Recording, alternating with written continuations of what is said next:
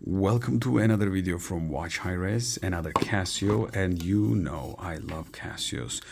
The the watch of this video is Casio AE 1500. The rest of the numbers are about the colors, the options that you got.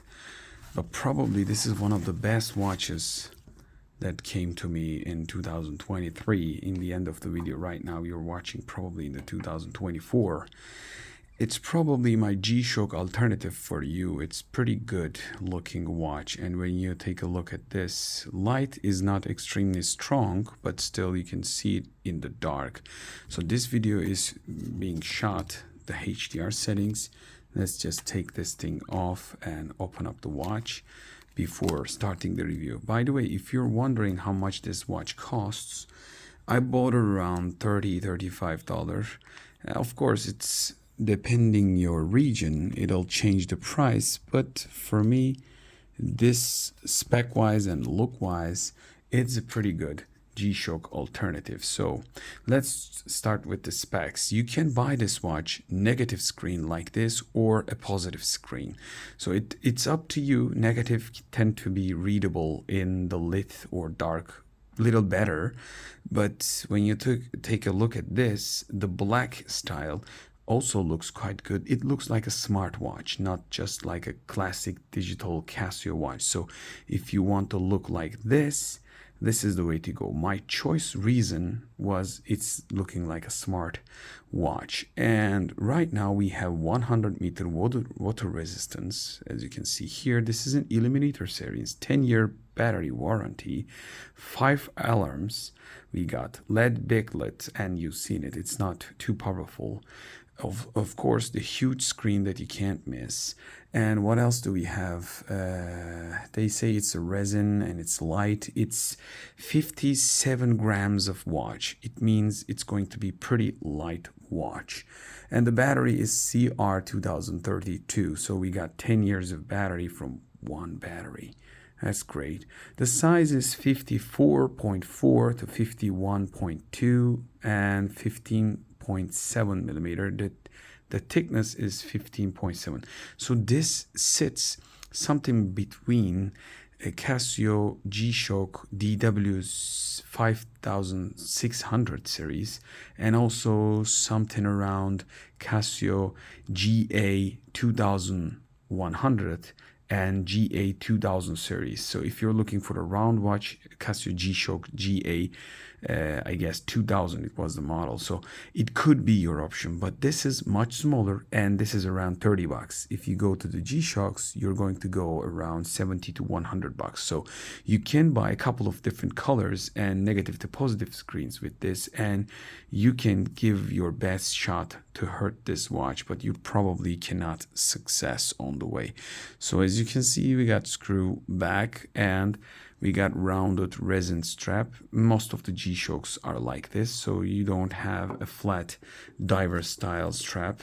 Let me just take my still dive. This is a heavy and of course the stainless steel watch, probably around 200 grams or so, maybe even a little less with the rubber strap. But when you take it look side by side, this is a big watch. So it's just equivalent as a big diver watch. When you look side by side, the thickness is again similar.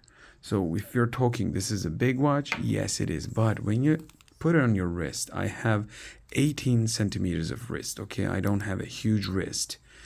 You feel somehow comfortable. That's why I chose this watch. Even though it's big, I don't feel it's that big. And the resin glass is quite big, and that makes this watch looks like a G-Shock style watch, and for me it's a pretty good thing. I'm not against the G-Shocks, but if you ever watch my other videos, I'm always talking about, have you been able to push the limits of your G-Shock, like diving 300 meters and going up top mountains like thousands of meters, jump up from airplane? Are you living like a Tom Cruise, like a Mission Impossible style or a James Bond style? If not, Many of the Casio Illuminator series alternative models will get you the things that probably that you can be doing with your G-Shock. So I'm not against G-Shock, but G-Shocks are expensive and people don't use many of the settings. They go for a look of a G-Shock most of the time. If you're going for a look, this will get the job done with a much less, and you're not going to regret it. Although, that being said, the probable screen won't be durable as the G-Shock models, but for me it's kind of good. Let's change the modes. As you can see, it's a cool looking watch. So the beeps that we already used to like, these are not screws, so these are just shaped from the casing, resin case. So there is nothing to argue that this doesn't look as expensive as a proper G-Shock, but when you look from the side or from the distance, you can't really tell this is a G-Shock or not. And that's the whole point of it. Like, don't worry the light goes up and down. This is a HDR footage. If it goes too black, it will lighten up. So this is how it is. And as far as I can tell, the resin strap feels quite good. It's not feeling cheap at all. So if you're looking for a Casio G-Shock alternative for a lot less money, the specs on the screen, you wouldn't be thinking again for $35. Maybe you can buy it in the second hand or in your market quite a bit cheaper than this. I think this is no-brainer to waste extra money, and especially when you're taking a look at this and some of the bad designed G-Shock models, which maybe I will put the names or numbers at the description of this video.